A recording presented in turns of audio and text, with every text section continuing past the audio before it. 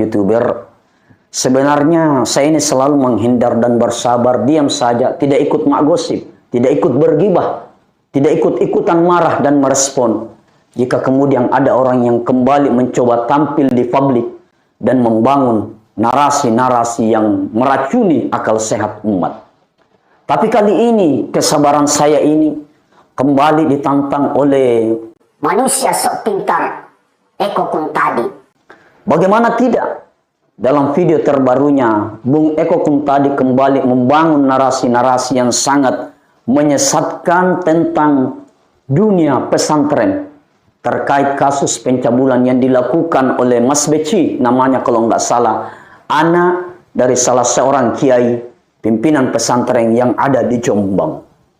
Tentu kita semua satu suara, saudara, bahwa kita pasti prihatin, bahkan marah pada anak sang kiai yang justru memanfaatkan posisinya sebagai anak kiai, anak pimpinan pondok, untuk kemudian mencabuli, memperkosa beberapa santriwati dengan modus interview rekrutmen untuk tenaga medis dari kalangan santri.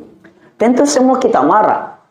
Karena apa? Anak kiai yang harusnya dia yang mengajarkan nilai-nilai kebaikan pada para santri itu, tetapi justru dia yang malah mencoba menghancurkan mahkota bunga atau kembang gula yang manis dari santri-santriwati itu.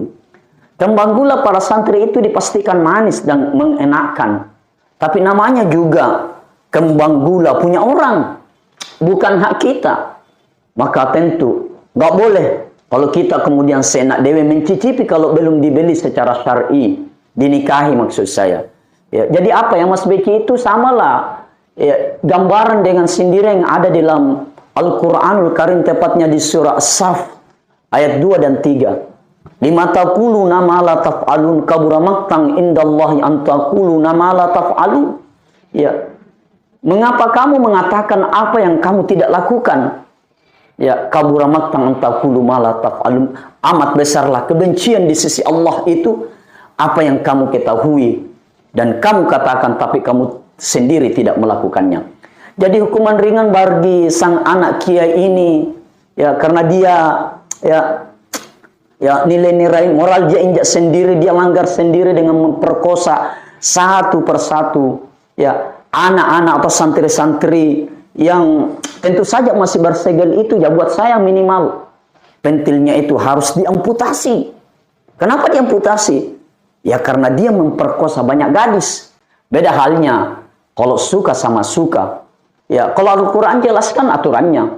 Pesina dengan pesina itu dirajam. Maksudnya badannya ditenggelamkan ke bumi, kepalanya aja yang nongol, baru kemudian dilempari batu hingga modar. Tapi hukum pidana kita enggak begitu. Ya pentil Mas Beci ini harus diamputasi, jelas. Ya kalau mau disisakan sedikit, ya sedikit saja. Itu pun untuk mempertegas nanti ketika dia akan dimandikan, ketika wafatnya, bahwa dia adalah laki-laki tulen, bukan Dorce almarhum. Yang laki-laki tulen tapi tetap ngotot mau jadi perempuan di saat ajal akan menjemputnya. Naudzubillah, summa naudzubillah. Kenapa kita jadi ngawur ya? Ya kita kembali. Ya, kenapa saya marah pada Eko Kuntadi, sahabat Fahri? Ya coba kita lihat ya potongan videonya. Kita lihat potongan videonya. Di mana ini? Anggaplah di sini. Ya. Yang justru menjadikan agama sebagai landasannya. Sekolah-sekolah umum kita jarang dengar, kecuali ada sekolah di Malang yang katanya sekolah gratisan dan... Sahabat Fahri, dia coba membandingkan antara pesantren atau madrasah dengan sekolah umum. Ya, di sekolah umum ya katanya tidak pernah terdengar ada kabar pemerkosaan. Hanya di pesantren aja. Ya begitu mungkin ya kira-kira maksud kalimatnya. Ini kan narasi yang sangat menyesatkan. Apalagi saat ini kita tahu betul awal tahun pembelajaran baru. Banyak kemudian para orang tua yang kemudian mengurungkan niatnya memasukkan anaknya di pesantren untuk mendapatkan bimbingan akhlak dan pengetahuan agama ya yang baik. Karena apa? Karena narasi Eko Kuntadi ini. Hanya karena kasus Mas Beci, lalu kemudian Eko Kuntadi mencoba membangun narasi dan mengeneralisir ya bahwa seakan-akan masuk di pesantren itu buruk dan berbahaya. Tentu saja argumen yang dibangun oleh orang ini ya karena adanya pemahaman yang tidak utuh dan tak kenal sama sekali dengan lingkungan pesantren. Ya, bukan bermaksud diri atau puji diri sendiri ya. Karena tak baik rasanya kalau ya saya muji diri sendiri, kata orang Jerman itu puji ale maka solang. Tapi saya mau katakan, kami yang saat ini sadar dan konsisten dengan salat berjamaah di masjid. Karena dulu kami pernah diajari kedisiplinan oleh para guru-guru kami waktu kami masih di pondok pesantren. Ya, kami tahu baca tulis Al-Quran karena di pondok kami diajari. Kami tahu tutup aurat karena di pondok juga kami ajari. Bung Eko pun tadi, Anda belum juga bisa merasakan suasana pesantren seperti apa. Ya udah, dengar aja lagu ini. Ya, mudah-mudahan lagu ini bisa sedikit menggambarkan suasana pesantren. Ayo kita dengar lagu ini.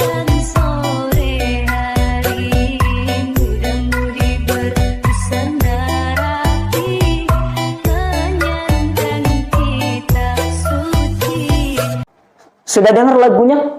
Sudah bisa terbayang suasana pesantren dengan lagu ini? Karenanya kita harus bijak. Dan jangan gampang atas kasus tertentu kemudian kita dengan mudahnya mengeneralisir ya dan memvonis bahwa pondok pesantren adalah tempat bersarangnya para penjahat kelamin. Jangan sampai kita, saudaraku, sahabatku, Eko pun tadi melupakan sejarah bahwa kemerdekaan yang kita nikmati hari ini adalah jasa dan doa para ulama. Dari mana ulama-ulama kita lahir? Dari sekolah umum yang konsep pendidikannya konsep sekuler ala Belanda atau ala penjajah kan? Bukan.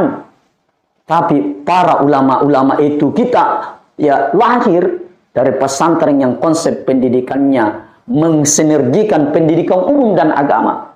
Ya, contoh lain Imam Bonjol. Itu Imam Bonjol pakai sorban. Beliau adalah ulama. Pangeran Diponegoro pakai jubah. Beliau adalah ulama. Bahkan Presiden Gus Dur atau Abdurrahman Wahid adalah alumni pesantren.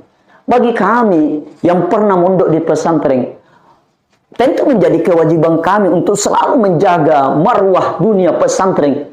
Jika ada yang kemudian mencoba mengkerdilkan pesantren, ya maka wahai Eko pun tadi, jangan mulutmu, jaga mulut Anda. Jika Anda mau bicara tentang dunia yang pernah mendidik kami sehingga tahu baca tulis Al-Quran dan sadar akan salat 5 waktu itu, maka jangan kau sok pintar Eko pun tadi. Bicara banyak sesuatu yang Anda sendiri tak pernah masuki.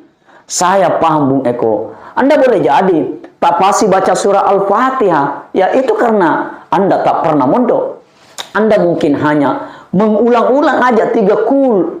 Ketika Anda salat, kul huwallah, kul a'udzu birabbil falaq, dan kul a'udzu birabbin nas. Ya, itu karena apa? Karena Anda tak pernah mondok. Dan Anda tahu nggak? Kami ini hafal Al-Quran, bahkan kami bisa membaca tulisan Arab tak berbaris. Itu karena apa? Karena kami pernah mondok di pesantren. Kami fasih bahasa Inggris dan bahasa Arab. Itu karena apa? Karena kami pernah mondok di pesantren. Kami mampu ya menggugah hati dan membuat terharu menangis para jamaah ketika kami ceramah berdiri gagah di atas mimbar atau podium. Itu karena apa? Karena kami pernah mondok di pesantren. Maka sekali lagi, wahai Bung Eko, jaga mulutmu, jaga mulut Anda. Ada ribuan jumlahnya pesantren di negeri ini yang telah melahirkan jutaan manusia-manusia Qurani berakhlak, berintegritas. Ya, maka jangan hanya 1 atau 2 yang berkasus lalu kemudian Anda membandingkan pesantren itu dengan sekolah umum. Jangan begitu, saudara. Jangan seenak dewe Anda kemudian mengkerdilkan dunia pesantren atau madrasah. Sungguh, lagi-lagi saya tak terima. Oleh karenanya, jangan hanya cari makan lalu kemudian tampil membuat narasi-narasi yang mengkerdilkan, bahkan cenderung menghina dunia pesantren. Jangan sampai Anda mendapatkan laknat dari Allah. Kalau itu terjadi Anda mendapat laknat, maka Anda menjadi Eko Kuntadi laknatullah. Pondok pesantren is the best. Mari kita sikat penghina Islam. Saya Fahri. Assalamualaikum warahmatullahi wabarakatuh.